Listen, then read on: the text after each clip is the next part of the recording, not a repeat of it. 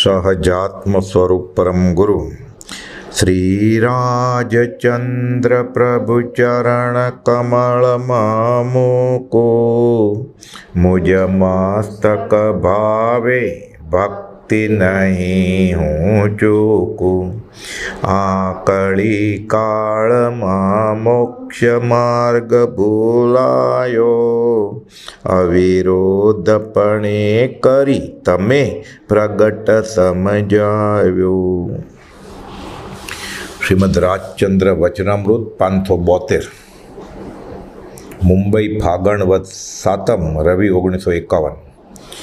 आ पत्र कृपादेवे खंभातना अंबालालभाई पर लखेलो छे अने समागम तो अंबालालभाई ने 46 में थयेलो, 46 में 5 वर्ष पछी पण कृपादेव बोध आपे छे कि 5 इंद्रियना विषयों आ बधा मोटा अध्यात्म में आडा स्तंभ जेवा दोषो छे आ टाळवाना। जेम भगवान महावीर गौतम गंडर ने कहे छे, हे गौतम समय मात्रनो पण प्रमाद करवो नहीं, समयम गोयम मा पमाये। एमां गणधर तुल्य काम करनार अंबालालभाई ने कृपादेव आ बोध आपे छे। आमां शरूआत में थोड़ी निश्चय नहीं सिद्धांतनी वात छे, पण मुख्य पछी उपदेश बोध छे। सर्व विभावथी उदासीन अने अत्यंत शुद्ध नीच पर्यायने सहजपणे आत्मा भजे तेने श्रीजीने तीव्र ज्ञान दशा कही छे। तीव्र ज्ञान दशा एटले ब्रह्मचारी अर्थ करे छे केवल ज्ञान। क्यारे सर्व विभावथी उदासीन एटले जाणे शरीर में छे छतां शरीर छे ज नहीं। कृपादेवे ए दशा हासिल करी छे। एणे तो लख्युं 255 में के अमे देहधारी छीए के केम ते संभारे त्यारे मांड मांड जाणीए छीए। कहे छे सर्व विभावथी उदासीन आत्मा स्वभावमां ज तो बाकी बधुं थाय छे कर्मना धक्के ऋण चूकववा माटे थाय भोगथी दूर। भागी जवानुं नथी, भागेडू वृत्ति नथी। आर्त ध्यानमां शुं थाय घणीवार सर्वसंग परित्याग पण कर्यो होय, दुख गर्भित वैरागथी के मोह गर्भित वैरागथी એટલે આર્તધ્યાનના જ ખાતામાં હોય। અહીંયા તો જેમ છે તેમ કર્મ ચૂકવી દેવા છે એટલે ફરીવાર પાછું લેણું ન નીકળે। સર્વ વિભાવથી ઉદાસીન અને અત્યંત શુદ્ધ નીચ પર્યાયને સહજપણે આત્મા ભજે। નીચ પર્યાય એટલે આત્મા રૂપે પરિણમે, વિસ્ત્રસા પરિણામ। શુદ્ધતા વિચારે ધ્યાવે, શુદ્ધતા में સ્થિર વહે, શુદ્ધતા में કેલી કરે, અમૃત ધારા વરસે। જે સિદ્ધના જીવોને જે पर्याय है सिद्धना जीवो अनंत ज्ञान है, ज्ञान दर्शन पण समये समये ज्ञान 14 राजलोक जोया करे। जोवानी इच्छा नहीं, देखाय जेम आरसी में प्रतिबंध पड़े एम। एटले पर्याय तो बदले छे ने, सिद्ध पण एक पर्याय छे। एटले नीच शुद्ध नीच पर्याय ने सहजपणे भजे। बधा अनंत पर्याय होय, समय समय बदले पण बधा पर्याय शुद्ध ज होय अने आ भजाय एटले विभावमां जाय ज नहीं। सतत केवल नीच स्वभावનું અખંડ વર્તે જ્ઞાન। સર્વ વિભાવથી ઉદાસીન અને અત્યંત શુદ્ધ નીચ પર્યાયને સહજપણે આત્મા ભજે તેને શ્રીજીને તીવ્ર જ્ઞાન દશા કહી છે। જે દશા આવ્યા વિના કોઈ પણ જીવ બંધન મુક્ત થાય નહીં। આ દશા આવે પછી પણ, આ પરિપૂર્ણ દશા વેદાય પછી પણ નામ, આયુષ્ય, વેદની અને ગોત્ર 4 કર્મ બાકી હોય।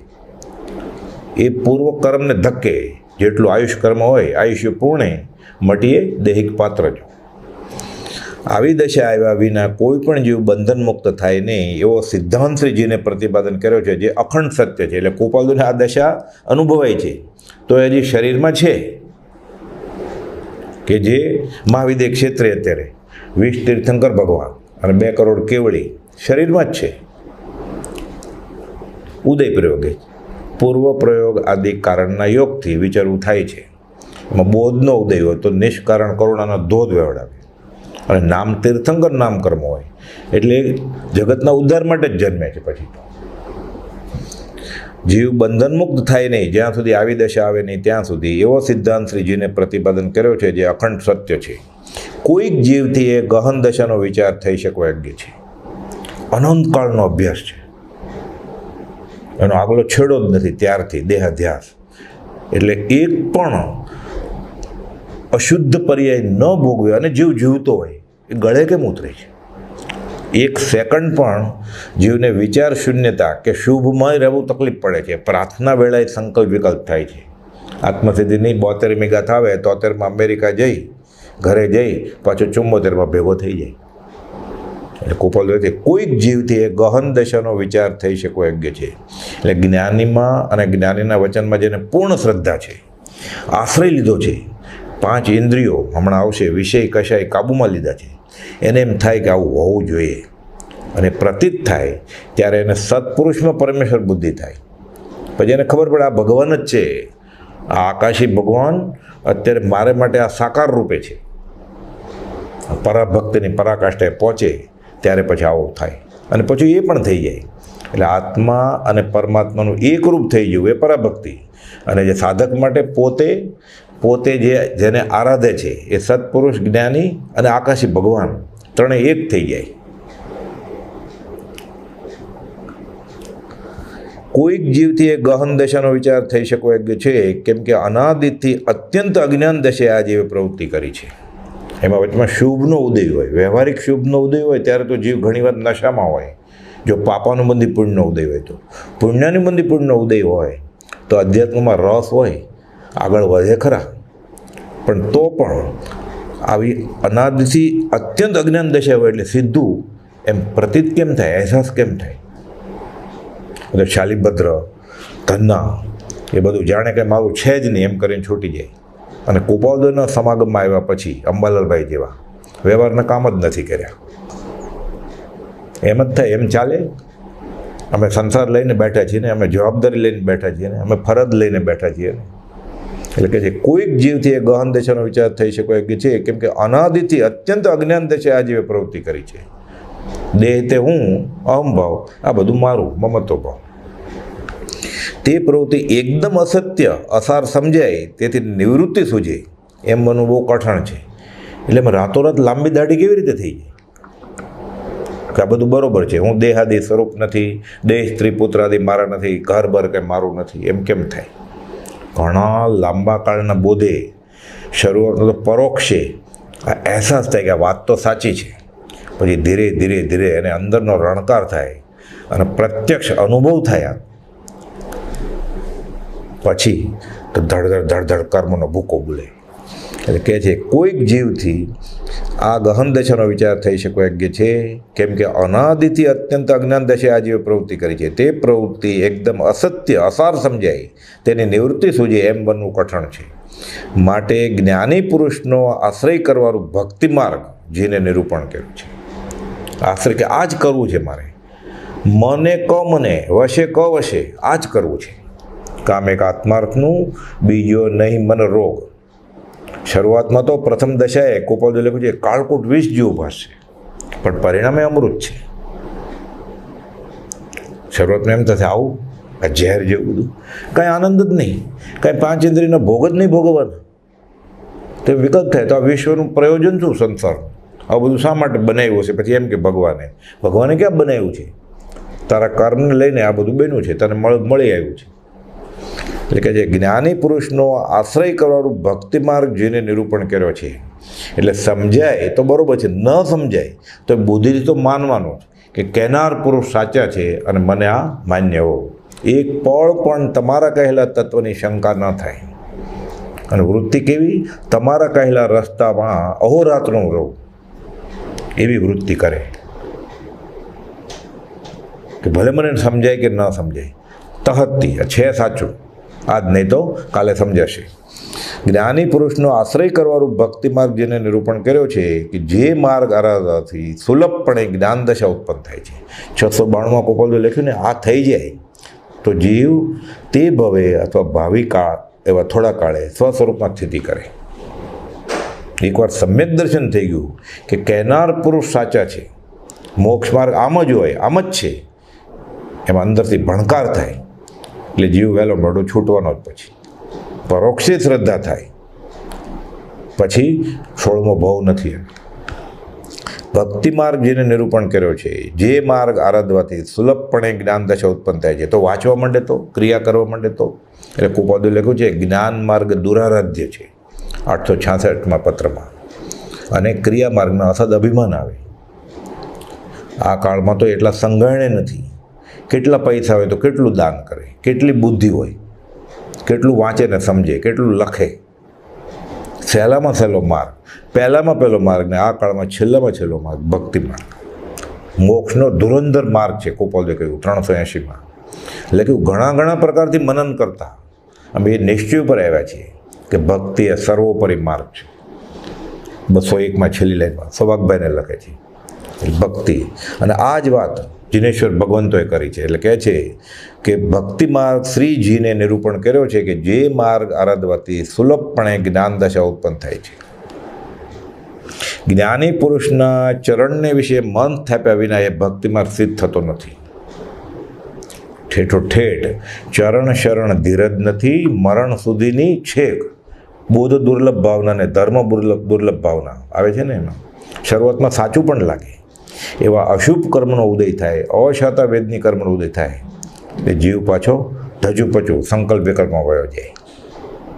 અને પછી ઉતાવળે કોપાદે લખ્યું છે રૂડા પુરુષો પણ ભૂલ કરી બેસે, આશ્રય તૂટી જાય. પછી જ્ઞાની પુરુષના ચરણને વિશે મન થાપ્યા વિના એ ભક્તિમાં સિદ્ધ થતો નથી.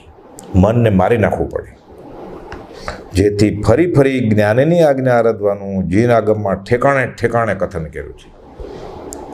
અનંતકાળના કર્મો પછી વચમાં આવે, મોહ રાજા વચમાં આવે કે તને જવા નહીં દઈએ અમે. એટલે જે કર્મ ઊભા થાય છે, સંકલ્પ વિકલ્પ ઊભા થાય છે, એ પોતાનું સ્વરૂપ નથી, પૂર્વ કર્મ છે. એને એ આધીન થઈ જાય અને પોતાનું સ્વરૂપ માને તો જીવ પાછો રખડે જેમ રખડ્યા જ કરશે. એટલે વિકલ્પ આવે તો આવવા દેવાના. પ્રભુશ્રીજી કે આ મારા વિકલ્પ નથી. ઘણીવાર વ્રત લીધા હોય, અતિક્રમ વ્યતિક્રમ અતિચાર અનાચાર ન થવા દે, અતિચાર ન થવા દે, અતિક્રમ વ્યતિક્રમ અનંતકાળના કર્મો છે, ઉદયમાં આવે હઠ કરીને બેસાડી દેવા. દેવકન્યા મહારાજ લખે છે ગોપાલદેવને કે ઘણી વખત વૃત્તિ લક્ષ્મણ રેખા ઓળંગી જવાની કોશિશ કરે છે.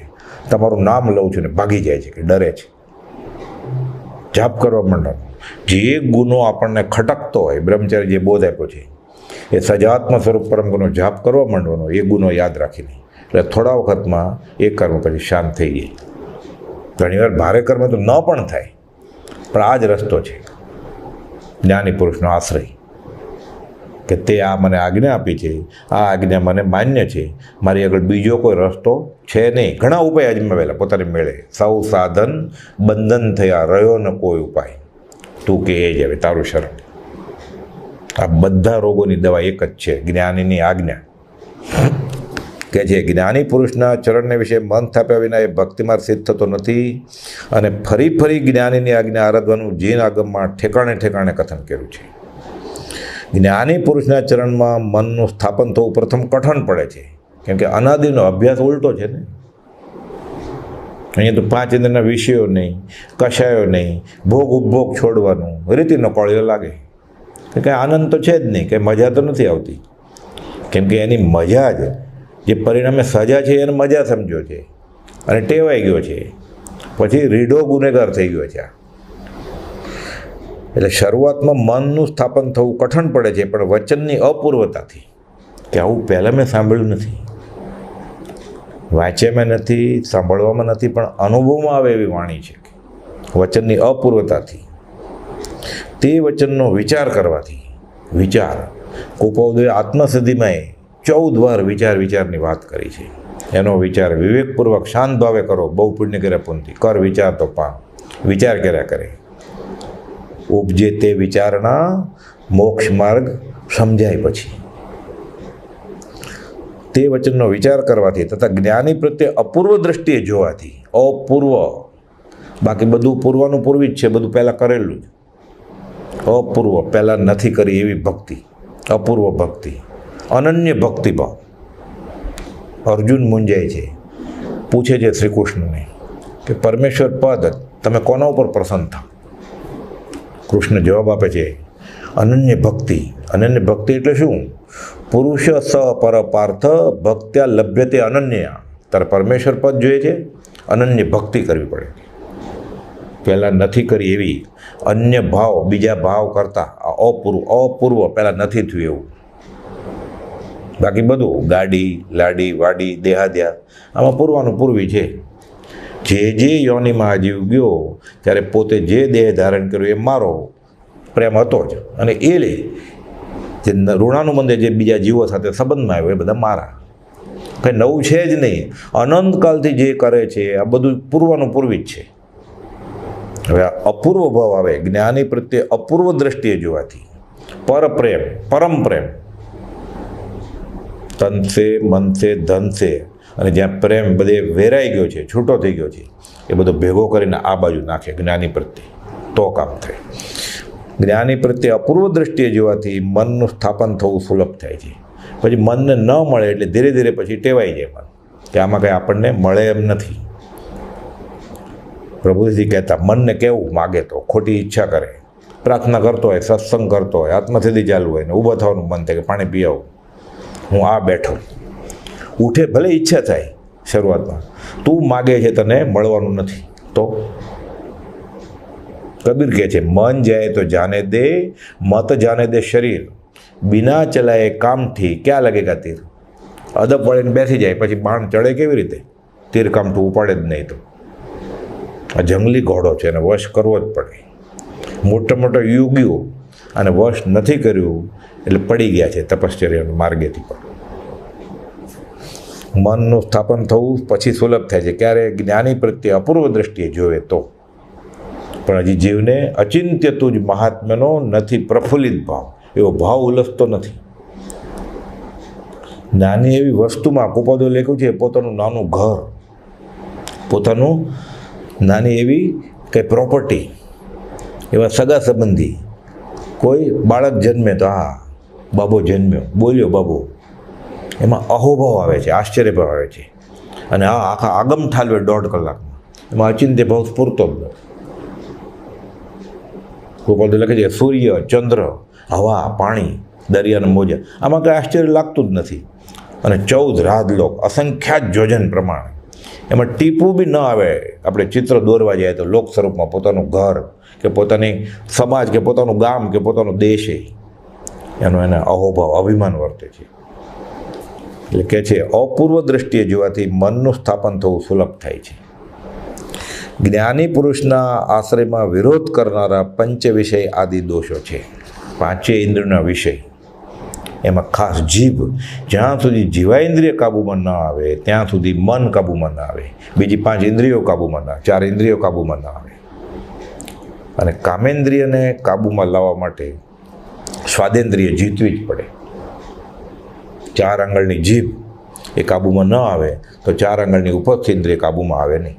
એટલે કહે છે જ્ઞાની પુરુષના આશ્રયમાં વિરોધ કરનારા પંચ વિષય આદિ દોષો છે. બીજા આદિ ઘણા છે, મુખ્ય 5 વિષય. ઇન્દ્રિયો જીતે, એ માગે એ ન આપે એટલે મન કાબૂમાં આવે, અને પછી કશાય જીતે ત્યારે જ ઉપદેશબોધ પરિણમે. અને ઉપદેશબોધ પરિણમે એટલે પડળ દૂર થાય અને સિદ્ધાંત બોધ સહેજે સહેજે સમજાવવા પડે. પછી લાઇબ્રેરીમાં ન બેઠો રહે તોય સમજાયા કરે. પ્રભુશ્રીજી ક્યાં ભણવા ગયા હતા? બ્રહ્મચારીજી 32 વર્ષ સુધી તો 9કાર મંત્ર આવડતો જ નથી. સંસ્કાર પૂર્વજન્મના ઘણા સંસ્કાર, પુરુષાર્થ જબરો. પ્રભુશ્રીજી આવ્યા પછી 24માંથી 22 કલાક તો ખડે પગે હોય. ક્યાં કાશી ભણવા ગયા હતા? એ સંસ્કૃત શીખ્યા, અર્ધમાર્ગી પ્રાકૃત શીખ્યા, ઇંગ્લિશમાં તો ભણેલા જ, ગુજરાતી, હિન્દી 5 ભાષાની માસ્ટરી, આગમનો અભ્યાસ. કેવી રીતે? પર પ્રેમ પ્રવાહ બઢે પ્રભુ સે સબ આગમ ભેદ સૂર બસે. બધું આવીને ઊભું રહી જાય. બધું એ જ પ્રભુશ્રીજીને થયું. ગોમટ સાર હિન્દી તો ક્યાંથી આવડે પ્રભુશ્રીને? ગુજરાતીનું આખું લાંબુ વાક્ય એ વ્યાકરણમાં ભૂલ ન થાય એવી રીતે બોલી ન શકે તો હિન્દી ક્યાંથી સમજાય? 3:30 વાગે બ્રહ્મચારી વાંચે ગોમટ સાર, શાખ પૂરે છે કે અમને આમ જ સમજાય છે કે. અને ક્યારેક તો શારીરિક અસ્વસ્થતા લીધે સૂતા હોય એટલે એમ લાગે કે આરામમાં છે. બ્રહ્મચારી વાંચતા હોય એવી કંઈક વાત આવે એટલે ઊભા થઈ જાય સડાક. બરાબર છે, આમ જ છે કે શાખ પૂરે છે કે રણકાર પૂરે. સિદ્ધાંતબોધ સહેજે સહેજે સમજાય પછી. કેમ? ઉપદેશબોધ પરિણમે ગયો છે એટલે. જ્ઞાની પુરુષના આશ્રયમાં વિરોધ કરનારા પંચ વિષય આદિ દોષો છે તે દોષ થવાના સાધનથી જેમ બને તેમ દૂર રહેવું. જેમ બને તેમ એટલે કમર કસીને, એટલે ફૂલની ને ફૂલની પાખડી એમ નહીં, પૂરી કુપોદો લખ્યું છે કે શક્તિ ગોપીવા વિના, એટલે કોઈ દાન લેવા આવે આપણે, જેમ કે ફૂલ નહીં તો ફૂલની પાખડી આપો એટલે 5 4 સિક્કો આપે, તો એમ નહીં, પુરુષાર્થ ગોપીવા વિના, કમર કસીને કુપોદો લખ્યું છે કરેડિયા કરવાના, જેમ બને તેમ દૂર રહેવું, અને પ્રાપ્ત સાધનમાં પણ ઉદાસીનતા રાખવી. આ તો બહુ ગહન દશા, સમ્યક દર્શન થાય કે ખરેખર ઉચ્ચ સાધક દશા આવે પછી પ્રાપ્ત સાધનમાં પણ ઉદાસીન રાખવી. બિલાડી કેમ શાંત બેઠી છે? ઉંદર નથી મળ્યો એટલે છોડે નહીં. તો અહીંયા કુપોદો લખે છે પ્રાપ્ત સાધનમાં પણ ઉદાસીનતા રાખવી. 459માં પત્રમાં કુપોદો લખે છે, એટલે મુમુક્ષુ કોને કહેવાય, જ્ઞાની પુરુષનો આશ્રિત કોને કહેવાય, એની વ્યાખ્યા જોઈએ તો ખબર પડે કે આપણે અધ્યાત્મ માર્ગમાં ક્યાં છીએ અને જ્ઞાની કેમ ઓળખાતા નથી. ભક્તિનું જોઈએ એવું ફળ કેમ નથી આવતું? એનો જવાબ છે કે પરમાર્થ માર્ગનું લક્ષણ એ છે, મુમુક્ષુ થઈ ગયો છે, અધ્યાત્મને માર્ગે છે કે નહીં, એનો જવાબ પોતાને મળે એમ છે. કુપોદો લખ્યું છે આ બેરોમીટર, થર્મોમીટર યંત્ર આપી દે છે, માપ્યા કરો અધ્યાત્મમાં કેટલો, કોઈને પૂછવા જવાની જરૂર નથી. કે છે પરમાર્થ માર્ગનું લક્ષણ એ છે કે અપરમાર્થને ભજતા જીવ બધા પ્રકારે કાયર થયા કરે. જે ક્રિયાનું ફળ ધર્મ નથી, કુપોદો કહે છે એ ક્રિયા પ્રથમથી જ કરવાની જ નથી, એમ નિશ્ચય કરવો પડે. આપણી કઈ ક્રિયામાં એવું હોય છે? આપણો કયો વ્યવહાર એવો છે? પરમાર્થ મૂળ વ્યવહાર આપણો કયો છે? પરમાર્થ માર્ગનું લક્ષણ એ છે કે અપરમાર્થને ભજતા જીવ બધા પ્રકારે કાયર થયા કરે, સુખે અથવા દુઃખે. દુઃખમાં કાયરપણું કદાપી બીજા જીવોનું પણ સંભવે છે. દુઃખમાં તો બધા કાયર થઈ જ જાય, એમાં બોધની જરૂર નથી કંઈ. કાંગો છે જ્યાં નથી લઘુતા કે દીનતા, એટલે જ્ઞાની પુરુષ પ્રત્યેને લઘુતા દીનતા. વ્યવહારમાં તો લઘુતા દીનતા છે જ, દેવી પાસે, કોઈ પૈસાવાળા પાસે, કોઈ સત્તાધીશ આગળ ફાયદો થતો હોય ત્યાં, સાસરા પાસે હાથ જોડીને ઊભો જ છે, કાંગો છે, લાચાર છે, મને આપો, મને આપો, માગ કર્યા જ કરે છે જીવ. ત્યાં તો એને લઘુતા દીનતા બહુ છે. એ દીનતા નહીં, કુપોદો લખ્યું છે સમાગમમાં દીનપણે આવવું નહીં, 457માં. આ દીનતા નથી. એટલે આપણે આવી રીતે વાંચી લઈએ લઘુતા કે દીનતા, એટલે કાલો ને કાંગો થઈ જાય બધે. ભિક્ષુક વૃત્તિ, ગૃહસ્થ વ્યવહારમાં ભીખ માગવાની મનાઈ છે. હું મારા બાવડાના બળથી પુરુષાર્થ કરીશ અને જીવીશ, લાચારી નહીં તો અંબાલાલભાઈ 5 રૂપિયા રવજી બાપાને મોકલે મની ઓર્ડર, 10 રૂપિયા સૌભાગભાઈનું મોટું કુટુંબ ત્યાં મોકલે, તો ત્રણેય સૌભાગભાઈ, કુપોદો ને અંબાલાલભાઈ દિવસ રાત સત્સંગ થાય ને? એમ ન થાય. કોઈના કર્મ લઈ શકે નહીં. ગુરુના ભોગવે ગુરુ ને ચેલાના ભોગવે ચેલો. કુપોદો તો મુમુક્ષુ આગળથી આવો વ્યવહાર કરાવો નહીં, બોજો ન આપો, એમ લખ્યું છે. જ્ઞાની પાસે તો નહીં જ, એ તો દર્શન આવણીય કર્મનો બંધ પડે. મુમુક્ષુ ઉપર વ્યવહારની વાત જ નહીં કરવાની અને આશાય નહીં રાખવાની. મુમુક્ષુનું લક્ષણ છે કે મદદ કરે, પણ માર્ગાનુસારનું લક્ષણ છે. બાડા બોબડા લુલા લંગડાને એ રીતે મદદ કરે, 2 પૈસા વધારે હોય તો દાન પણ આપે, પણ મુમુક્ષુએ આગળ હક નથી ભોગવાનો કે આપો, જ્ઞાન એનો બોજ છે ને મને મદદ કરો, તમારે બધાએ મને મદદ કરવી જોઈએ. આ લાચારી છે. અધ્યાત્મ માર્ગમાં આ આત્મ સ્વતંત્રનો ભંગ કરે છે અને આગળ વધવાનું આ અટકે છે. એટલે આ લઘુતા દીનતાની વાત નથી. અહીંયા બહુ ભૂલ થઈ જાય છે. ડગલે ને પગલે ઘણી જગ્યાએ, ઘણા સ્થળે, ઘણા મુમુક્ષુઓ લાંબા કાળના અભ્યાસ પછી પણ અહીંયા ભૂલથાપ ખાઈ જાય છે કે લઘુતા ને દીનતા. કુપોદો લખ્યું છે 339માં પત્રમાં. એ પત્રમાં જે અમુક ભાગ કપાઈ ગયો છે એ આખો પત્ર ઈડરથી મળેલો, અને શ્રી સૌભાગ પ્રત્યે જે બુક છે એમાં છે એ પત્ર. એમાં લખ્યું છે માથે ચક્રવર્તી રાજા હોય તો અમારે શું છે, અમે જે મહેનતાણું લઈએ છીએ એના કરતાં વધારે કામ કરીને આપશું. કૃતજ્ઞ નથી થવું, પણ એનો અર્થ એમ નહીં કે એ મારાથી મોટો હોય અને એની અહંભાવ, એ એના ઘરે, હું મારા ઘરે, મારી હૈસિયત પ્રમાણે હું વર્તન કરું, એની હૈસિયત પ્રમાણે એ વર્તન કરે, મારાથી મોટો છે એ નહીં. આમાં આત્મ સ્વતંત્રનો ભંગ થાય, આવી લાચારી આવી જાય, આવી દીનતા આવી જાય. એટલે સત્સંગમાં, અધ્યાત્મના માર્ગમાં તો નહીં જ, વ્યવહારે વ્યવહાર, એની અહીંયા વાત જ નથી. અહીંયા તો કામ એક આત્માર્થનું, બીજો નહીં મન રોગ. આમાં લાચારી નહીં. એટલે એમ કહેતા રેવાશંકર કોણ કે ચક્રવર્તી રાજા હોય તો એમ ન માનીએ, પણ સામેવાળો જે અનંતાનુબંધી બંધ ન બાંધે. અને જ્ઞાનમાં જણાય છે કે આ ઉદય પ્રયોગ એવો છે કે પૂર્વનું રેવાશંકરભાઈનું ઋણ ચૂકવવાનું છે, તો બધું કામ કરશું, પણ આત્મ સ્વતંત્રને ભોગે નહીં. કે જે સુખે અથવા દુઃખે, દુઃખમાં કાયરપણું કદાપી બીજા જીવોનું પણ સંભવે છે, પણ સંસાર સુખની પ્રાપ્તિમાં પણ કાયરપણું. લક્ષ્મી, અધિકાર, કુટુંબ, પરિવાર બધું વધે છે, ખરી મહત્તાના પાઠમાં લખ્યું જ ને, પૌદ્ગલિક મોટાઈ વધે છે તો એમાં જીવ કાયર થઈ જાય, જોરતો ન હોય એને માટે કાયર થઈ જાય. સંસાર સુખની પ્રાપ્તિમાં પણ કાયરપણું, તે સુખનું અણગમમાં પણ એ ન ગમે એને, ત્યાં ક્યાં આવ્યું મારે આ બધું સંભાળવું પડશે, આનો વહીવટ કરવો પડશે, અધિકાર મોટો મળે, મને ભક્તિ કરવા દો ને, મને સાધક જ રહેવા દો ને, મારે ખુરશી નથી જોતી. તે સુખનું અણગમમાં પણ પછી ધર્મના ખાતામાં ખતવી અને કરવા માંડે, અને શું કરે? માન પોષે, કે ભૌતિક લાભે થતો હોય, શરીર આદિની સુખ સગવડ મળતી હોય, એ નહીં. તે સુખનું અણગમમાં પણ, નીરસપણું નહીં. આમાં શું છે? હવે આ શું સુખ છે? અને બુદ્ધિથી તો સમજાણું જ હોય કે આ સુખ નથી, સુખ પ્રાપ્ત કરતાં સુખ ટળે છે. અને કુપાલદેવ સિદ્ધાંત છે, આ તો ઉપદેશ બોધ છે, પણ સિદ્ધાંત બોધ છે. શું? લક્ષ્મી, અધિકાર, કુટુંબ, પરિવાર વધ્યો એટલે નરદેહને હારી જવાનું વાત થાય. હવે એ બુદ્ધિમાં જ કેમ બેસ્યા? તો જ્ઞાનીના આવા અપૂર્વ વચનો પર પ્રીતિ ન આવે ત્યાં સુધી ભક્તિ કેમ ખીલે? આત્મજ્ઞાન ને આત્મનો અનુભવ તો બહુ દૂરની વાત છે. કુપાલદેવ લખ્યું ને, તીવ્ર મુમુક્ષતા વિશે તો વાત કરવી જ નથી, મોહાસક્તિથી મૂંઝાણો જ નથી હજી, એટલે મુમુક્ષે ક્યાં, મુમુક્ષુતાય ક્યાં?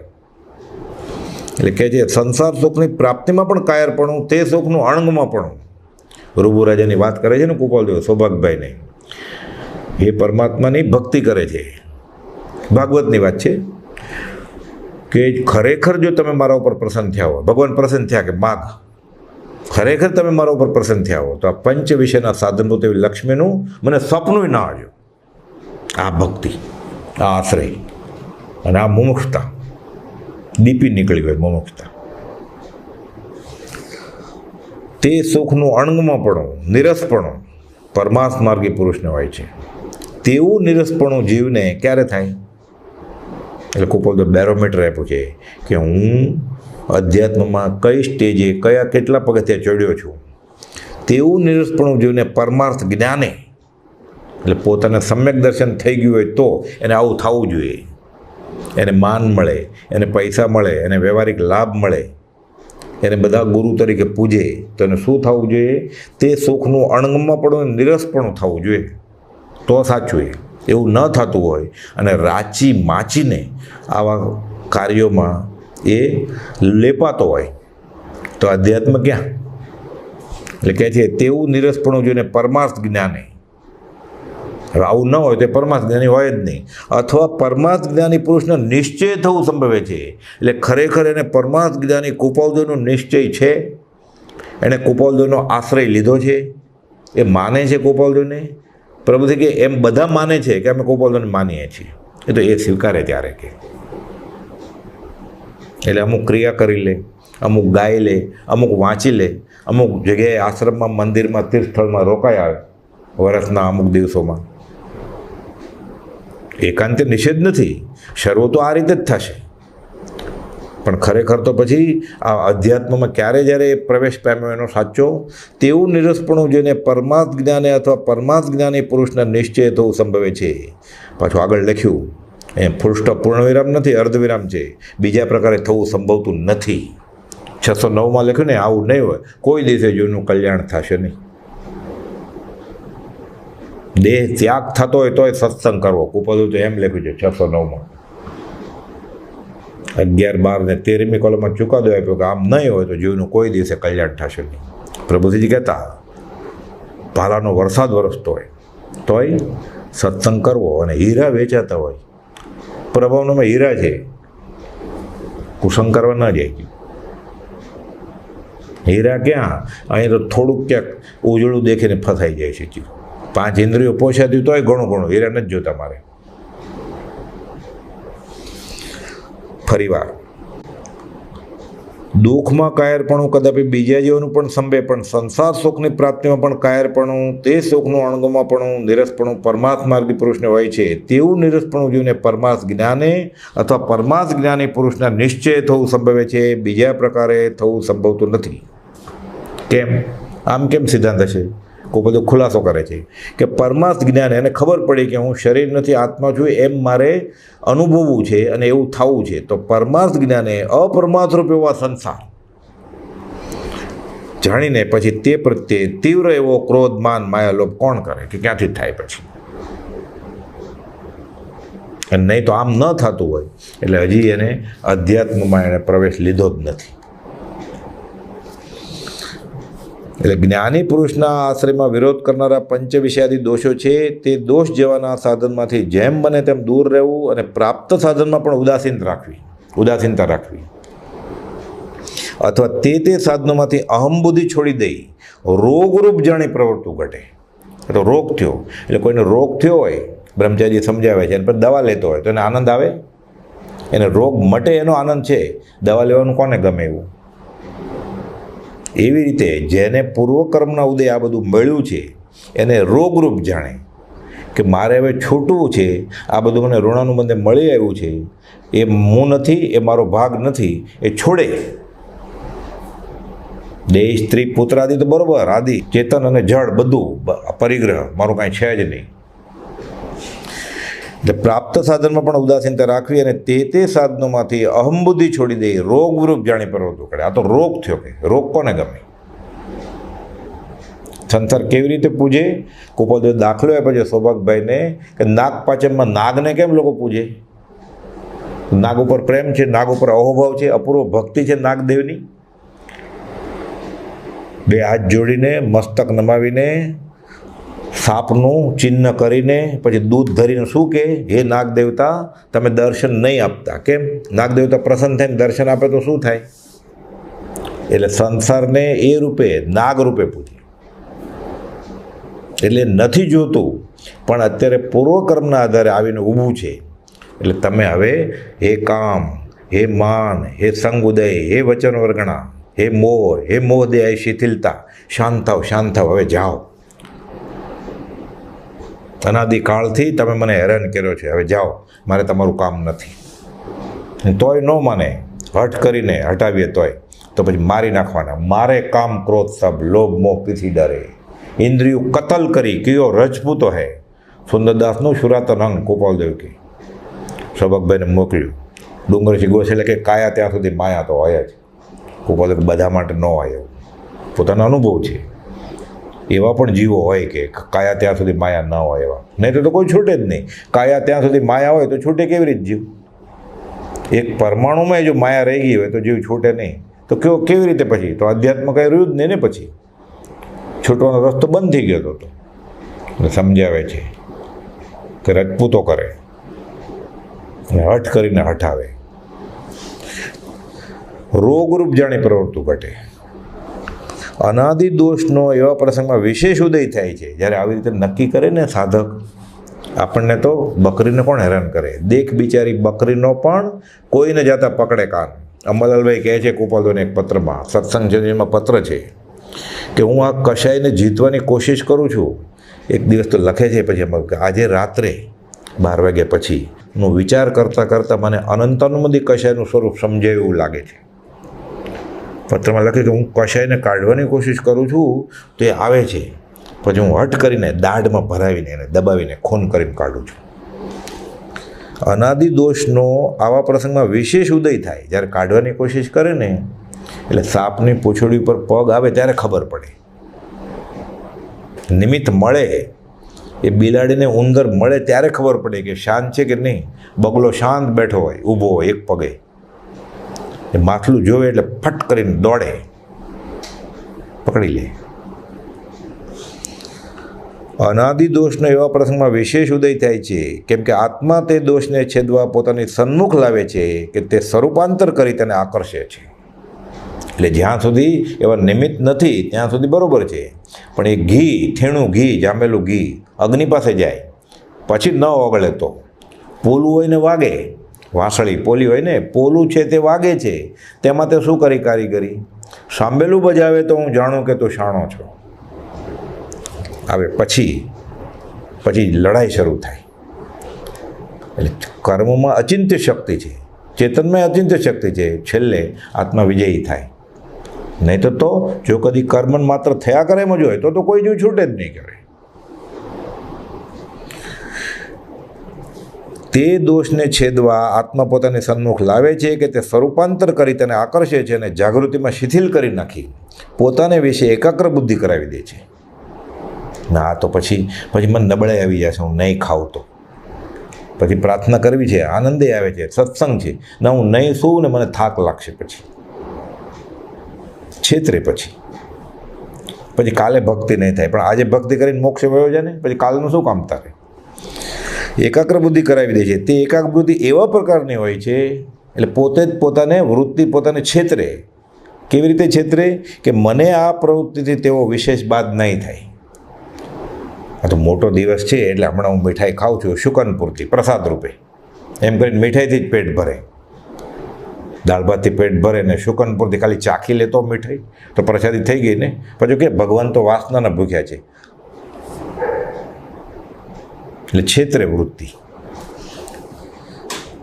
જાગૃતિમાં શિથિલ કરી રાખી પોતાના વિશે એકાગ્ર બુદ્ધિ કરાવી છે. તે એકાગ્ર બુદ્ધિ એવા પ્રકારની હોય છે કે મને આ પ્રવૃત્તિ તેવો વિશેષ બાદ થાય નહીં. આત્મા ક્યાં કંઈ ખાય છે, પીવે છે? લાવો ને ઠંડો આઈસ્ક્રીમ ખાતો જ નથી, પીતો જ નથી, તો પથ્થરના ટુકડા કેમ મોઢામાં નથી ચગળતો રાતના? એટલે સ્વરૂપાંતર કરી નાખી. કારણ કે હવે હું તો સમજુ જ છું કે હું શરીર નથી, આત્મા કંઈ ખાતો નથી, પીતો નથી, સ્વાદનું શું છે? એટલે મોઢામાં મૂક્યું એટલો વાર જ છે ને. આવું બધું એટલે મિથ્યા ક્ષમતામાં હોય. અને શાસ્ત્રો વાંચ્યા હોય એટલે અમુક એવા ગાથાઓ બોલે શાસ્ત્રની, સંસ્કૃતમાં, અર્ધમાગધીમાં, ગુજરાતીમાં. સામેવાળો ભોળો જીવ હોય એ જ્ઞાની સમજે એને કે અમને આ વસ્તુથી બાદ થાય નહીં. કોપદો લખ્યું છે આવા પુરુષો કલ્પાતીત થઈને બેસી ગયા છે. પોતે ડૂબે અને પામે તેનો સંગ તે બુડે ભવમાં, એવું કરે. જાગૃતિમાં શિથિલ કરી નાખી પોતાના વિશે એકાગ્ર બુદ્ધિ કરાવી દે છે. તે એકાગ્ર બુદ્ધિ એવા પ્રકારની હોય છે કે મને આ પ્રવૃત્તિ તેવો વિશેષ બાદ નહીં થાય, અમને કાંઈ આમાં વાંધો ન આવે, હું અનુક્રમે તેને છોડી દઈશ અને કરતા જાગૃત રહીશ. એ આદિ ભ્રાંત દશા તે દોષ કરે છે. ભલભલા તપસી ગયા લપસી, તું શું? હજારો વર્ષના તપસ્વીઓ લપસી જાય. અર્ણિક મુનિ, નંદીશેન મુનિ, આર્દ્ર કુમાર, તો તું કોણ? વિશ્વામિત્ર, અભિમન્યુ, જૈનેતરમાં કેટલા દાખલા છે આવા. જમદગ્નિ ઋષિ પ્રવેશિકામાં બ્રહ્મચર્ય દાખલો આપ્યો છે. વચન કાને પડે ને વૃત્તિ બદલી જાય, જોવે ને વૃત્તિ બદલી જાય. ભ્રાંત દશા તે દોષ કરાવે છે, જેથી તે દોષનો સંબંધ જીવ છોડતો નથી અથવા તે દોષ વધે છે. મને આમાં વાંધો નહીં આવે. કોપદો લખ્યું ને આવું કદાચ કરવું પણ પડે કર્મના યોગે 591માં, પૂર્વ પશ્ચાતાપ વાળું હોવું જોઈએ. એ કરતાં એનું મન કંપે કે મારે આ કામ કરવાનું. કરતાં પહેલાં કરતાં પછી પ્રાયશ્ચિત કરે કે ફરીવાર ન હજુ. તેનો લક્ષ્ય આવા જીવોને આવી શકતો નથી. પછી એ વિરોધી સાધનોનો 2 પ્રકારથી ત્યાગ થઈ શકે. તો આ કરવું કે જીતવું કેવી રીતે? આ વિષયોને 5 દિનના વિષયોને જીતવા કેવી રીતે? એટલે કૃપાદેવ મુમુક્ષુઓને માટે, સાધક માટે સહેલો ઉપાય બતાવે છે. એ વિરોધી સાધનનો 2 પ્રકારથી ત્યાગ થઈ શકે છે. એક તે સાધનના પ્રસંગની નિવૃત્તિ અને બીજો પ્રકાર વિચારથી કરી તેનું તુચ્છપણું સમજાવવું. એટલે ઊંડો ઉતરીને વિચાર કરે કે આ વિષય મને કામના જ નથી, મને નુકસાન કરતા છે, તો સહેજે છૂટી જાય. પણ વિચાર ઉગે જ કેવી રીતે? ત્યાગ વિરાગના ચિત્તમાં થાય ને તેને જ્ઞાન. હજી ત્યાગ જ નથી તો વૈરાગ કેવી રીતે પ્રગટે? એટલે પહેલાં વૈરાગના જન્મ માટે ત્યાગે કરવો જ પડે. ભલે બધું ભાવે છે, બધું ગમે છે, પણ નિયમ લેવો પડે કે આ અઠવાડિયું નહીં પર્યુષણનું, આ ચાતુર્માસ નહીં, હું મંદિરમાં આવ્યો છું એટલા દિવસ નહીં, આમ જ વર્તીશું. એ ત્યાગ ભલે ઓગે ઓગે ત્યાગ લે, પછી વૈરાગ જન્મે ને. સીધું કેવી રીતે થાય? એટલે કૃપાલદેવ કહે છે કે બીજા પ્રકાર વિચારથી કરી તેનું તુચ્છપણું સમજાવવું. હા, મેં વાંચી લીધું છે કે બંધ મોક્ષ છે કલ્પના, એમ ચાલે? મેં વાંચી લીધું છે આત્મા ખાતોય નથી, પીતોય નથી, એક પરમાણુની એને સ્પર્શતા નથી કંઈ. સ્વાદ તો આ બધી મનની કલ્પના છે. આપણે તો એમ કે કારેલા અને પતાસા બધું સરખું જ છે, સાકર. પછી કારેલું લે નહીં, સાકર લે. વંચક યોગ છેતરે જ પોતાને. એવા વિરોધી સાધનનો બે પ્રકારથી ત્યાગ થઈ શકે છે. એક તે સાધનના પ્રસંગની નિવૃત્તિ કરી નાખવી, અને બીજા પ્રકાર વિચારથી કરી તેનું તુચ્છપણું સમજવું. વિચારથી કરી તુચ્છપણું સમજાવવા માટે પ્રથમ તે પંચ વિષય આદિના સાધનની નિવૃત્તિ કરવી વધારે યોગ્ય છે. ઓલું અઘરું છે, એ તો આત્મદશાએ ઉપર ચડ્યા હોય પછી ધીરે ધીરે એવું થાય. શરૂઆતમાં તો આ નિયમ લેવા પડે, એટલે પંચ વિષય સાથે નિવૃત્તિ કરવી વધારે. કેમ કે તેથી વિચારનો અવકાશ પ્રાપ્ત થાય છે. નહીં તો આ વાત મને હિતકારી નથી એવું સમજાય જ ક્યાંથી? એકવાર વાંચી લે, બે વાર વાંચી લે તો થોડું થાય. ઘણા લાંબા કાળના બોધથી આ ગળે ઉતરે પછી કે જ્ઞાની એક જ વાત કરી છે, વિષય કશાય જીતો. જૈનેતરમાં આ જ વાત છે. શંકરાચાર્ય આ જ વાત કરી મણિરત્નમાળામાં કે બધો એ કોયો બંધાણો કોણ? મેં ક્રોધ કરેલો, માન કરેલો, તો કે બધો એ કોયો યો વિષય અનુરાગી. 5 ઇન્દ્રિયમાં જે લપેટાયો છે એ બંધાણો. કોવા વિમુક્તો છૂટ્યો કોણ? તો કે વિષય વિરક્ત. સહેલી ફોર્મ્યુલા. મણિરત્નમાળાનો બીજો શ્લોક છે, કૃપાલદેવ અવધાનમાં વાપરેલો. વિચારથી ઘણી તુચ્છપણું સમજાવવા માટે પ્રથમ તે પંચ વિષય આદિના સાધનની નિવૃત્તિ કરવી વધારે યોગ્ય છે. કેમ કે તેથી વિચારનો અવકાશ પ્રાપ્ત થાય છે, પછી જ વિચાર જન્મે. પેલા ભૂમિકા તો તૈયાર થવી જોઈએ ને. પ્રભુશ્રીજી પૂછતા, શું લેવા આવ્યા છો? આત્મજ્ઞાન. કેમાં લેશો? વાસણ લાવ્યા છો? તૈયાર થઈને આવો, પહેલાં નિયમ લઈને તો આવો, પછી વિચાર તો પછી ઉગશે. બ્રહ્મચર્યની 9 વાળ વિશુદ્ધિ પાળતા જેવું આગળ વધે, વેદોદયનો નાશ તો 9મા ગુણસ્થાને કે થાય. અને કૃપાલદેવે તો વચનામૃત 600માં લખ્યું છે છેલ્લી લીટીમાં કે જ્ઞાની પુરુષને 9 વાળ વિશુદ્ધિ બ્રહ્મચર્ય પાળે અને પછી જે આનંદ આવે એ અવર્ણનીય આનંદ છે. અને ઉપદેશકપણું પણ ત્યાર પછી સંભવે છે. એમ દિલ્હી ઘણું દૂર છે, અને સમજે તો સાવ સરળ છે. પાછું સમજ પીછે સબ સરળ હૈ, બીનું સમજ મુશ્કેલ. એટલે કહે છે કે વિચારથી કરી તુચ્છપણું સમજવા માટે પ્રથમ તે પંચ વિષય આદિના સાધનની નિવૃત્તિ કરવી યોગ્ય છે કે તેથી વિચારનો અવકાશ પ્રાપ્ત થાય છે. તે પંચ વિષય આદિ સાધનની નિવૃત્તિ સર્વથા કરવાનું જીવનું બળ ન ચાલતું હોય ત્યારે સીધું તો કેમ છૂટી જાય બધું? એટલે ધીરે ધીરે આગળ વધે અધ્યાત્મમાં. અને જ્ઞાનીની નાનામાં નાની આજ્ઞા લાગતી હોય કે આ સાવ નાની આજ્ઞા મને મળી, એ પણ ખરેખર આશ્રય ભક્તિથી પાળે, એમાં પુણ્ય બંધાય અને ઉત્તરોત્તર એને એવા સંજોગો મળતા જાય જીવને. શરૂઆતમાં ખાલી રાત્રે પાણી પીવાનું છોડી દે ઉઠીને ઊંઘમાંથી, પછી એને રાત્રે ભોજન ત્યાગ કરવાના સંજોગો અનુકૂળ મળી જાય. એવા વ્યવહારમાં દાખલા બને છે. નોકરી કરતો હોય, શેઠ 10 વાગે છોડતા હોય, રાત્રે ભોજનનો કેવી રીતે ત્યાગ કરે? ખબર પડે પછી જૈનેતર ધર્મી હોય એના શેઠ તો પણ એને છૂટ આપે કે જા, તને છૂટ છે, જા, તારું રાત્રિ ભોજન તો નિયમ તોડ નહીં. આવા તો દાખલા વ્યવહારમાં બને છે. તે પંચ વિષયાદિ સાધન નિવૃત્તિ સર્વથા કરવાનો જીવનું બળ ન ચાલતું હોય ત્યારે ક્રમે દેશે તો ત્યાગ કરવો ઘટે. નાના નિયમ લેવાના, 15 દિવસ, મહિનો, 2 મહિના, 3 મહિના, ચાતુર્માસ પૂરતા. પછી એમ લાગે કે હું દ્રઢતાથી પાલન કરી શકીશ, પછી પચકાણ લેવાનું. પરિગ્રહ તથા ભોગ ઉપભોગના પદાર્થનો અલ્પ પરિચય કરવો ઘટે. શ્રાવકના 12 વ્રત છે ને, અણુવ્રત, 5 અણુવ્રત, પછી શિક્ષા વ્રત, ગુણ વ્રત, બધું મળીને નિયમ, બધા થોડો નિયમ લઈ લે. અમુક વસ્તુ વાપરવાના પરિગ્રહ પ્રમાણ કરે, અમુક વસ્તુ નહીં વાપરવાનો નિયમ કરે. પરિગ્રહ તથા ભોગ ઉપભોગના પદાર્થનો અલ્પ પરિચય કરવો ઘટે. કે હું આટલું જ ખાઈશ, આટલું જ પીશ, આટલું જ વાપરીશ, આટલું જ કમાઈશ, આટલું જ ફરીશ, આમ જ જઈશ. એમ કરવાથી અનુક્રમે તે દોષ મોળા પડે.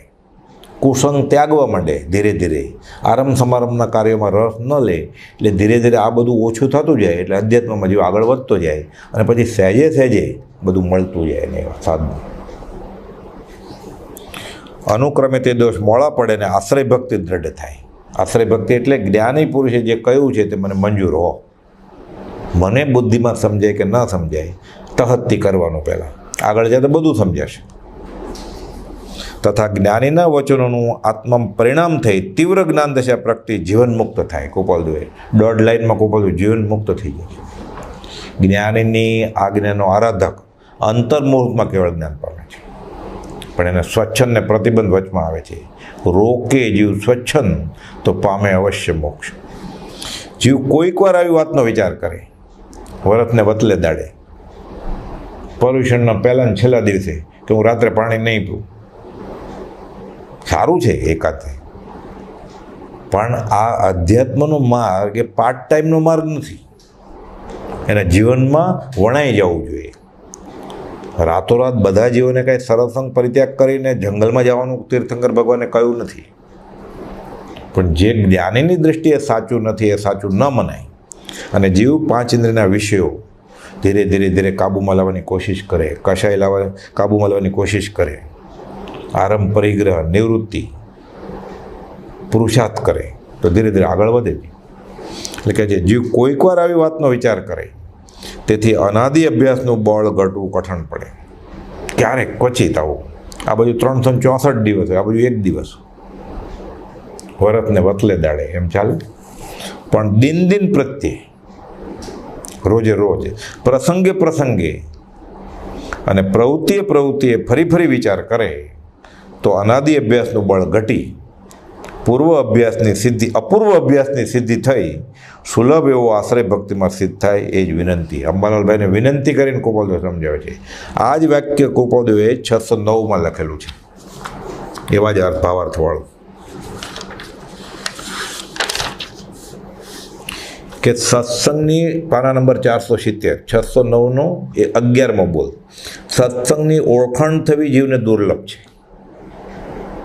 પહેલાં તો આ સત્સંગ છે એ જ ખબર ન પડે, અને ખ્યાલ શું હોય કે જ્યાં ગાન તાન નાચ ભક્તિ એ રીતે થતી હોય, કર્ણપ્રિય મ્યુઝિક, સ્વાદિષ્ટ ભોજન, બધા ભેગા થાય, હળી મળી, નવા કપડાં, ઘરેણાં, ઉત્સવ, જાણે કોઈ એન્ટરટેનમેન્ટ પ્રોગ્રામ, મનોરંજનનો કાર્યક્રમ હોય કે મેળાવડો હોય કુટુંબનો કે સ્નેહીજનોનો, મિત્રોનો, એવું લાગે. ગંભીરતા હોય, ત્યાગ વૈરાગ હોય તો ક્યાંક જીવને ચાંચ ખૂંચે અધ્યાત્મમાં. એટલે કે છે સત્સંગની ઓળખાણ થવી જ જીવને દુર્લભ છે. શરૂઆતમાં સૂકું લાગે, એટલે કોપાદો લખ્યું છે કે અસદગુરુ જીવની રુચિ પ્રમાણે વર્તન કરે અને ભોળાબાળા જીવને અધ્યાત્મની ઊંડી સમજ ન હોય એટલે ત્યાં ગર્દી થાય, ત્યાં ટોળા વળે. અને સદગુરુ તો છૂટવાની જ વાત કરે, ત્યાં વાઘ બધી ત્યાગ વૈરાગની જ વાત હોય, એટલે જીવને રેતીનો કોળિયો લાગે. કંઈ કે બીજું તો તમે વાત કરતા જ નથી, એટલે આનંદ શું આવે કે રાજા રાણાની વાત હોય, કાંઈ સૌંદર્ય પ્રધાન એવા બધી કથાઓ હોય તો મજા આવે પછી. એટલે કહે છે સત્સંગની ઓળખાણ થવી જીવને દુર્લભ છે. કોઈ મહৎ પુણ્ય યોગે તે ઓળખાણ થઈ, એટલે ઘણો મહાપુણ્યનો ઉદય હોય ત્યારે આ સત્સંગ છે એમ ખબર પડે, અને આ સદગુરુ છે એમ ખબર પડે. તો બધું લખ્યું છે ને, ગુરુ ઓળખવા ઘટ વૈરાગ્ય તે ઉપજવા પૂર્વિત ભાગ્ય.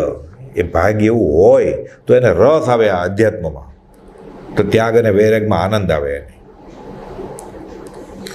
કોઈ મહৎ પુણ્ય યોગે તે ઓળખાણ તે નિશ્ચય કરી આ જ સત્સંગ, આ જ સત્પુરુષ છે એવો સાક્ષી ભાવ ઉત્પન્ન થયો હોય કે વાત આ સાચી છે. ભલે હજી હું પ્રાથમિક ભૂમિકામાં છું, પણ કહેનાર પુરુષ સાચા છે એવું થાય, આવી ઓળખાણ થાય. તે જીવે તો અવશ્ય કરી પ્રવૃત્તિને સંકોચવી. પછી ખાલી નિશ્ચય કરી લીધો આ સાચા છે, પછી કોપાદે લખ્યું છે ને 5000 મહાવીર કે હા ભગવાન મહાવીર ભગવાન છે, 24માં તીર્થંકર છે, ઋષભનાથ ભગવાન પ્રથમ તીર્થંકર, દાદાના દરબારમાં જઈ આવું, જાત્રા કરવાઈ જાય. પછી એટલે કહે છે કે પ્રવૃત્તિને સંકોચવી પડે.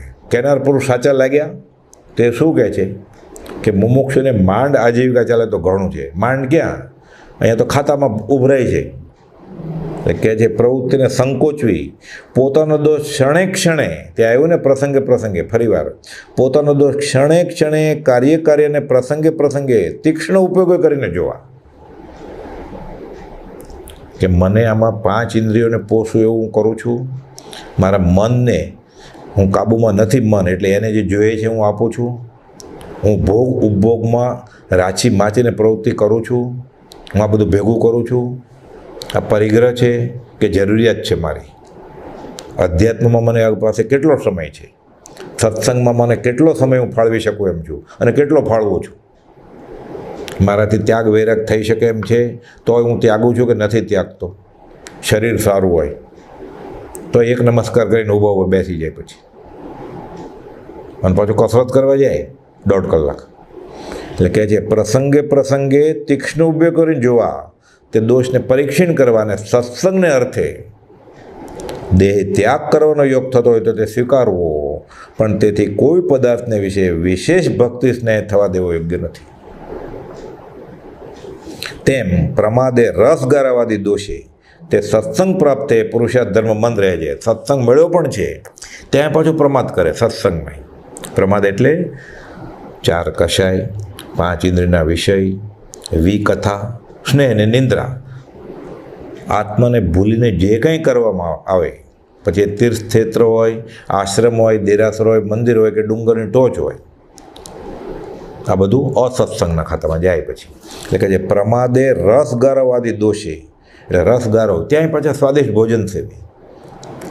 સત્સંગના પાઠમાં કોપદું લખ્યું ને, જ્યાં સ્વાદિષ્ટ ભોજન સેવાતા હોય, ગાન તાન નાચ તમને ગમે તેટલું પ્રિય લાગે, જરૂર માનજો આ સત્સંગ નથી, કુસંગ છે. શિક્ષાપાઠ 24 મોક્ષમાળાનો.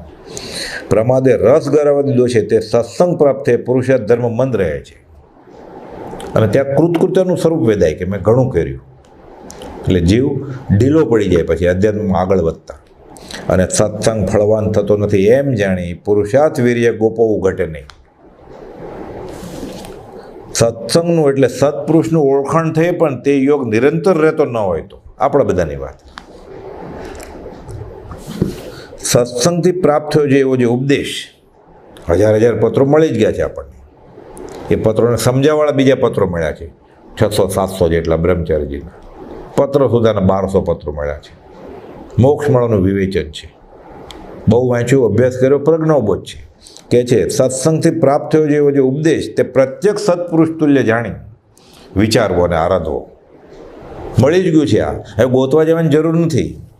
અને જે આરાધનાથી જીવને અપૂર્વ એવું સમ્યકત્વ ઉત્પન્ન થાય છે કે નથી, સત્સંગથી જે બોધ મળ્યો છે, ઉપદેશ, આ વચનામૃત, તેને સત્પુરુષ તુલ્ય જાણી વિચારવો તથા આરાધવો. જે આરાધનાથી જીવને અપૂર્વ એવું સમ્યકત્વ ઉત્પન્ન થાય છે, એટલે સમકિત ઉત્પન્ન થાય કે નથી, વચનામૃતથી.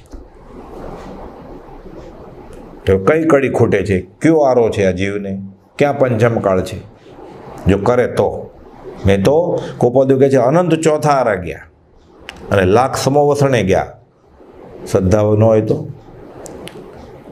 ઓન પેપર કહેતો હોય મને શ્રદ્ધા છે, પણ નાનામાં નાનું વ્યસન, નાનામાં નાના વિષયો ન છોડ્યા હોય તો શ્રદ્ધા જ્ઞાન લયા છે તો પણ જો નવી જાય પમાયો રે, પ્રમાદ ન છોડે, શ્રદ્ધા છે એમ કહે છે તો વંદ્ય તરુ ઉપમ ફળ પામે, સંયમ ઠાણ જો ન આવ્યો રે. ઘેઘોરું ઝાડ, આખો આશ્રમને ઘેરી વળે ઓળો મોટો આંબો, એ કોઈ કેરી ન ઉગે તો વાંજ્યું ઝાડ, ફળ તો આવવું જોઈએ ને. સમ્યક દર્શનનું, સાચી શ્રદ્ધાનું પ્રથમ ફળ વિતરાગતા છે, અને વિષય ઓછા થવા જ જોઈએ, અને કશાય ઓછા થવા જ જોઈએ. આ સત્સંગનું ફળ છે. નહીં તો નક્કી કાં તો એ જાય છે સત્સંગ જ નથી, એ જેને માને છે એ પણ સત્સંગ નથી, અને કાં તો આ જીવ પાત્ર નથી. એટલે સત્સંગ નિષ્ફળ જશે. એટલે આ ખાલા વચન જ્ઞાની પુરુષના ઉપદેશને પ્રત્યક્ષ સત્પુરુષ તુલ્ય જાણી વિચારો અને આરાધવો. જે આરાધનાથી જીવને અપૂર્વ એવું સમ્યકત્વ ઉત્પન્ન થાય છે. એટલે વચનામૃતના પાને પાને નહીં, લીટીએ લીટીએ સત્પુરુષ છે જ, ક્યાંય ગોતવાનું નથી, બધું જ આપી દીધું છે પ્રભુજી કે. 13મું, જીવે મુખ્યમાં મુખ્ય અને અવશ્યમાં અવશ્ય એવો નિશ્ચય રાખવો કે જે કંઈ મારે કરવું છે તે આત્માને કલ્યાણરૂપ થાય તે જ કરવું છે. કોઈ પણ ક્રિયા કરે આનું ફળ શું છે? ધર્મ છે. કોઈ જે પણ ક્રિયા કરવી હોય ત્યારે વિચારવું, પરિણામ વિચારવું કે આનું ફળ અધ્યાત્મ છે તો કરવું, નહીં તો પ્રથમથી જ એ કરવાની વાત બંધ કરવાની કે નથી કરવું. તે આત્માને કલ્યાણરૂપ થાય તે જ કરવું છે. ને તે જ અર્થે આ 3 યોગની ઉદય વડે પ્રવૃત્તિ થતી હોય તો થવા દેવાની. પૂર્વ પ્રયોગ આદિ કારણના યોગથી, પૂર્વ પ્રયોગે, પ્રારબ્ધ યોગે નિસ્પૃહ બુદ્ધિથી અને ન છૂટકે કરવું પડે એમ હોય તો. 232માં કુબોધે લખ્યું છે ખંભાતના ત્રિભુવનભાઈ માણેકચંદ ઉપર કે યોગ્ય વ્યવહાર કોને કહેવો? તો કે નિસ્પૃહ બુદ્ધિથી, ઈચ્છા જ્યારે છે જ નહીં, પૂર્વ પ્રારબ્ધના હિસાબે, અને ન છૂટી શકાય. કોઈ બોલાવે આરંભ સમારંભના કાર્યમાં, જન્મદિવસની પાર્ટીમાં, લગ્ન દિવસની પાર્ટીમાં કહેવાનું જુલાબ થઈ ગયા છે તો કોણ લઈ જાય? ઘરમાં આવીને ખેંચે. કોઈના લગ્નમાં ન જાય એમ કે તાવ આવ્યો છે, કદાચ કોરોના હોય તો એમ કે તો હું હમણાં પરણીશ નહીં, તમે નહીં આવો તો એમ કોઈ કહે? એટલે કહે છે આ 3 યોગની ઉદય બળે પ્રવૃત્તિ થઈ તો થવા દેતા, પણ છેવટે તે ત્રિયોગથી રહિત એવી સ્થિતિ કરવાને અર્થે તે પ્રવૃત્તિ સંકોચતા ક્ષય થાય એ જ ઉપાય કર્તવ્ય છે. ધીરે ધીરે ધીરે ધીરે આગળ વધતો જાય, બધું ઓછું થતું જાય, આરંભ પરિગ્રહ ઓછા થાય, વિષય કશાય ઘટે, મન કાબૂમાં આવે, અને પછી સામેવાળાને ખબર પડી જાય કે આનો રસ્તો અધ્યાત્મનો છે, આપણો રસ્તો બીજો છે. પછી કંઈ દુશ્મની ન થાય. હજી કોઈ એવો ખરાબ કાળ નથી આવ્યો કે અધ્યાત્મમાં કોઈ આગળ વધતો હોય તો વ્યવહારમાં એને દુશ્મન ગણે. એવો કાળ આવશે પછી 6ઠ્ઠા આરામાં. હજી એમ આંગળી નથી ચિંતાતી કે આ થાવ બગડી ગયા ને મંદિરમાં જવા માંડે, થાવ બગડી ગયા ને ભક્તિ કરે છે. હજી લોકો એ રીતે આર્ય સંસ્કૃતિના હિસાબે માનથી જોવે છે. એટલે કહે છે તે ઉપાય કયો? તો શું કરવું? પ્રવૃત્તિને સંકોચતા મિથ્યા આગ્રહનો ત્યાગ, સ્વચ્છંદનો ત્યાગ, પ્રમાદ અને ઇન્દ્રિય વિષયનો ત્યાગ. એક જ વાત છે, ઇન્દ્રિયો વિષયનો ત્યાગ. ઇન્દ્રિય વિષય જીતાય એટલે મન જીતાય, મન જીતાય એટલે અધ્યાત્મમાં આગળ વધાય. તે સત્સંગના યુગમાં તો અવશ્ય આરાધન કર્યા જ રહેવા. માથે કાન પકડવાળો હોય ગુરુ ત્યારે તો સવાલ જ નથી. સામે જોશે એટલે એના યોગ બલથી જ જીવ શાંત થઈ જશે. પણ હવે નથી તો સત્સંગના યોગમાં તો આ બધું આરાધન અવશ્ય કર્યા જ રહેવા. સત્સંગના પરોક્ષપણામાં તો આપણે અવશ્ય આરાધન કર્યા જ કરવા. કેમ કે સત્સંગ પ્રસંગમાં જો જીવનું કંઈક ન્યૂનપણું હોય તો તે નિવારણ થવાનું સત્સંગ સાધન છે. પણ સત્સંગના પરોક્ષપણામાં તો એક પોતાનું આત્મબળ જ સાધન છે. જો તે આત્મબળ સત્સંગથી પ્રાપ્ત થયેલા એવા બોધને અનુસરે નહીં, એટલે પોતાનો પુરુષાર્થ ક્યાં ફરવાનો છે?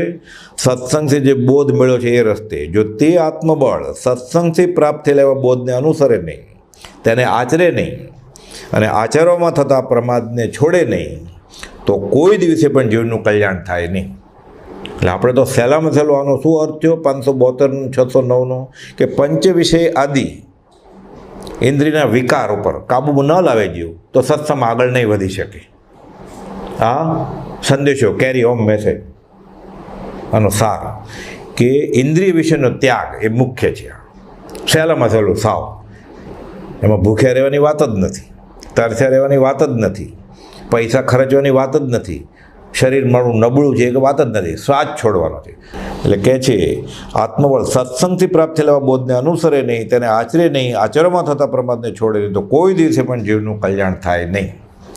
સંક્ષેપમાં લખેલા જ્ઞાનીના માર્ગના આશ્રયને ઉપદેશનારા વાક્યો, એટલે આ જીવ આત્મસાત કરે એટલે આ આશ્રય લીધો કહેવાય. આનું નામ આશ્રય ભક્તિ. જ્ઞાનીને જે મંજૂર છે એ પ્રમાણે વર્તવું એનું નામ આશ્રય ભક્તિ. અને એક સત્પુરુષને રાજી કરવામાં એક ભવ ગયો એને 16મો ભવ નથી. આ આશ્રય ભક્તિ. આ વાક્યો મુમુક્ષુજીવે પોતાના આત્માના વિશે નિરંતર પરિણામી કરવા યોગ્ય છે.